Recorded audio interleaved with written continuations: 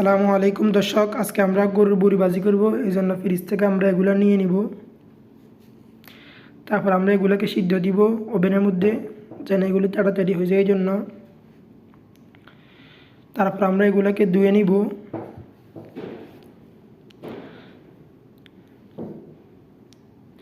তারপর এগুলোর জন্য আমাদের কিছু পেঁয়াজ কাটতে হবে, তো আমরা পেঁয়াজগুলো কাটতেছি এখন। তারপর আমাদের ফ্রাই প্যানে তেল দিতে হবে, তো আমরা ফ্রাই প্যানে তেল দিতেছি এখন। তেল দেওয়ার পর আমরা বুড়িগুলা হলুদ মরিচ সব একসাথে দিয়ে দিলাম ফ্রাই প্যানে। এগুলাকে আমরা নাড়াচাড়া করতে হবে। এগুলা শেষ পর্যায়ে চলে এসেছে, কিছুক্ষণের মধ্যে আমরা এগুলা নামিয়ে নিব। এগুলা সম্পূর্ণ হয়ে গেছে, এখন আমরা এগুলাকে একটা বাটির মধ্যে নিয়ে নিব।